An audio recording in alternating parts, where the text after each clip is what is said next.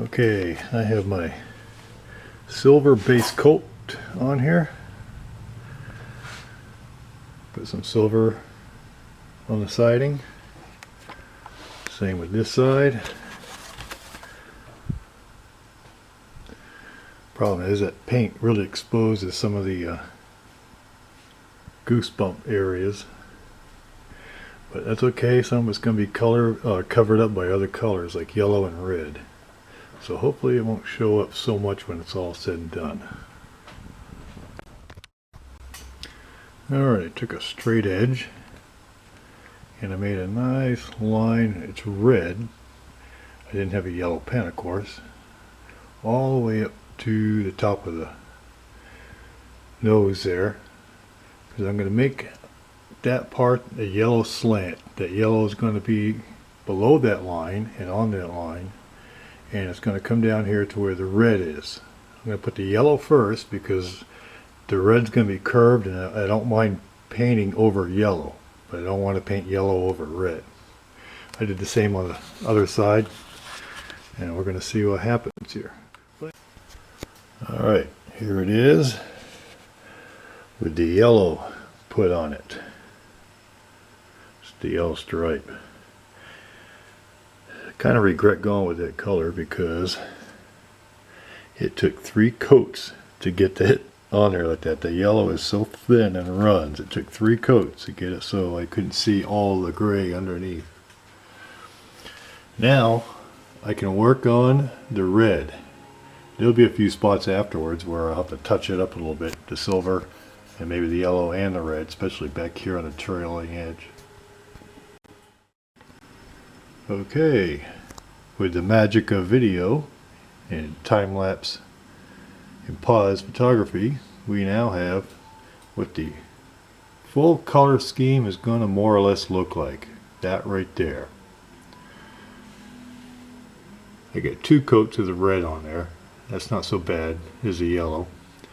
Now all I have left to do is to get some gloss black and paint the exhaust pipes on the side of the nacelle there. Alright guys, there it is. This is the final paint scheme that this thing is going to get. I got the yellow on there. I might trim up the trailing edge of that yellow someday. I might not. It looks alright as it is. Got the red nose curved up and around like I want it. I added a little bit of a red turtle back here and some red trim going up the vertical. Put a little bit on the horizontal stab tips. And that's all she's getting. I think she's going to look pretty neat. Of course I didn't do anything with the canopy because I like to interchange canopies if I have to. So I don't want to decorate them up too much. I do have my dad's name on there. Only thing left to do now is when she dries, put the insides back in her. Put the receiver back in place there. Stick the ESC speed controller back in a ways, and then plug it into the motor. Install the motor and the gearbox onto the shaft or the stick mount, and then put the prop on and the red spinner on. The red spinner is going to look really cool out there. Put the wings back on this thing. Do some test runs, and then hey, take her up and see how she goes. Okay, here's the airplane all put back together. This is the final configuration after the repair. It does look a lot different than it originally did before I had the accident. It doesn't look any worse. It doesn't really look any better. Just got a nicer paint scheme to it.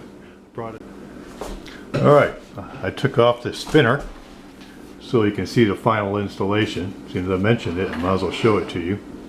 You can see the gearbox. I stuck the gearbox in there with the motor attached onto the stick mount. You can see that at the very top, the stick mount. And if you look in there, in that lightning hole on top, you might be able to catch a glimpse of the screw that you stick into that lightning hole and screw the motor and gearbox assembly to the stick mount. What you can't see is underneath and behind the motor are the motor wires, and I routed them underneath that bulkhead that I put in, and they go back to the cockpit area.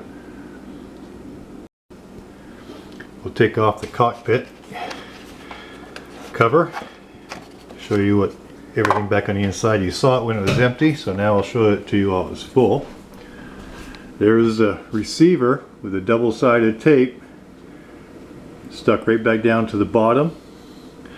There's a cable coming up from the wings through that hole, which is for the servo for the ailerons. If you look forward, you might be able to see, you don't have the lighting just right, but that's the wiring coming under the bulkhead. It goes to the speed controller, which sits back in here, and the battery connector. Here's the LiPo battery that I use. I'll put that in there just to show you where it goes. 11.1 volts, 1350 milliamps, 3 cell. It's only about 2.5 inches long. Most batteries are just about 3.5 to 4 inches long. It's a small battery for a small airplane. Looking into the canopy area, you see the receiver. The battery simply slides underneath, right underneath the canopy area, just like that, and sits down in there on the bottom, just like so. Slides back a hair further than that, but not much. About like that. Then what I do, a little bit further up, I take a little block of foam, which I don't have on me at the moment. I take a block of foam and I wedge it right between the front of that, or the back end of that battery, and this wall right here. Just tuck it down in there nice and snug, holds the battery in place. And like I say, this bulkhead here, where it's up against, it's offset.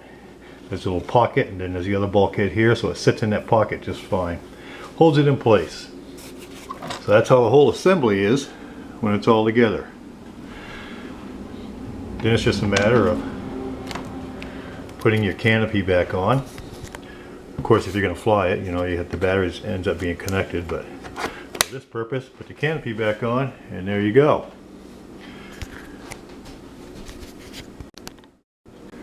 Alright, now once you've made all your repairs, you get the airplane all back together. Before you fly it, especially after a major repair and adding a lot of paint, you need to rebalance it. Never fly an airplane that you have not checked the balance on in its current condition. For this, you need a balancing rig. Now what you want is to have a slightly nose heavy airplane, because a slightly nose heavy airplane is a whole lot easier to fly than a slightly tail heavy plane.